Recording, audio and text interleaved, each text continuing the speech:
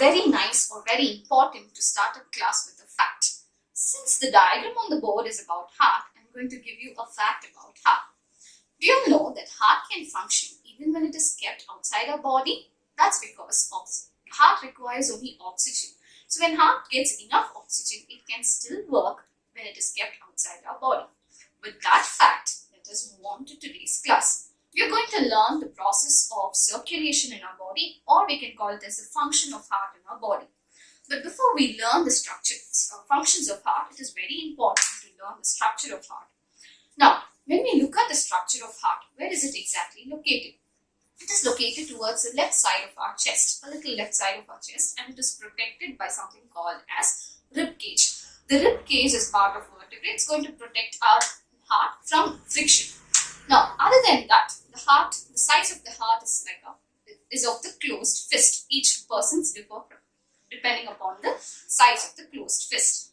And then, heart is a muscular structure. What do I mean by muscular structure? Definitely it is made up of muscles.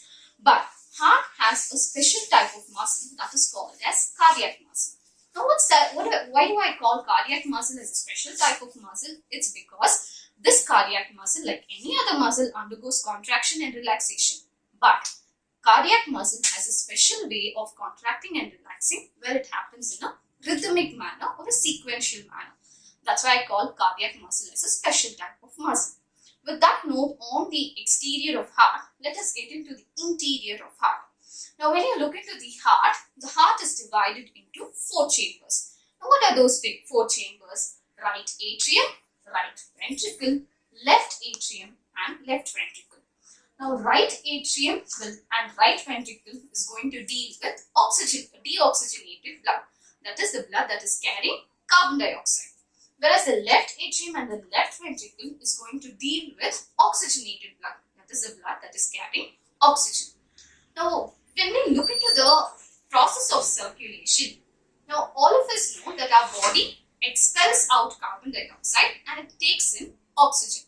Now, each time we take this oxygen, what does the oxygen ultimately do? The oxygen is going to act upon the food, break down the food and produce energy. Now, it carries the function, the lung is the one that's going to involve in the exchange of gases. It does not carry the oxygen to different parts of the body. That function is carried out by our blood. And the pumping of blood happens by a special person here, that is our heart. Now, how does the process of circulation begin? We'll start off with deoxygenated blood first. So the deoxygenated blood, that is the blood carrying carbon dioxide from different parts of the body, is collected by our 2 vena cavas, superior vena cava and inferior vena cava. So the superior vena cava and inferior vena cava passes on the deoxygenated blood into something called as right atrium. It is not when right atrium is under contraction. I told you it undergoes rhythmic contraction and relaxation. When the right atrium is in a relaxed state, at that time it is able to receive the deoxygenated blood. Now the deoxygenated blood from the right atrium enters into the right ventricle when the right atrium undergoes contraction. So as the right atrium undergoes contraction, it passes on the deoxygenated blood into the right ventricle. Now there are valves that are present at each opening so that there is no backflow of blood that is happening.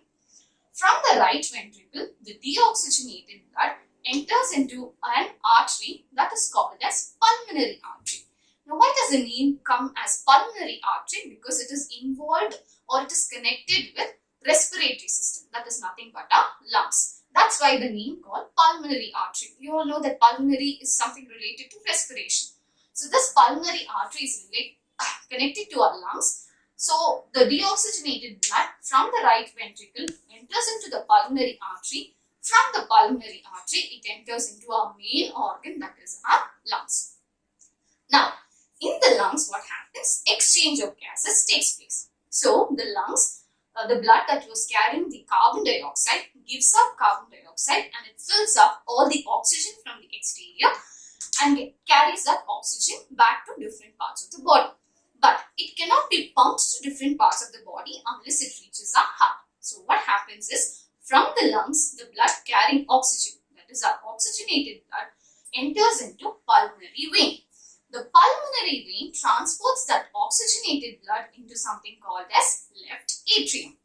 As the left atrium undergoes contraction, it passes on the oxygenated blood into the left ventricle. The left ventricle has to be in a relaxed state in order to receive the oxygenated blood. From the left ventricle, the oxygenated blood enters into one of the largest artery present in our body, that is our aorta. From aorta, it reaches to different parts of the body. So that is all about the circulation of blood. Now, one more important thing that you have to understand here is humans have a special ability, or they have a special kind of a circulation that is called as double circulation.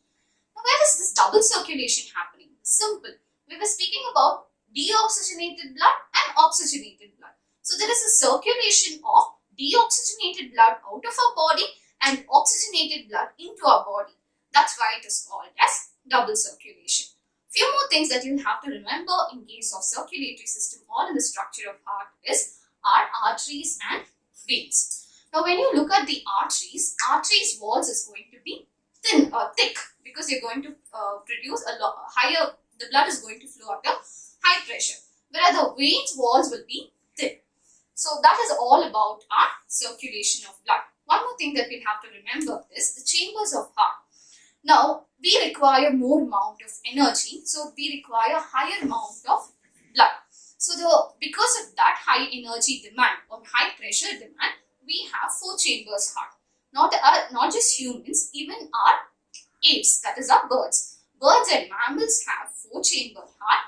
Reptiles and annelids have 3 chambers heart, whereas our fishes have 2 chambered heart. It directly passes on the blood into our gills, that is the oxygenated blood, and exchange of gases takes place. So that is all about our circulatory system in human.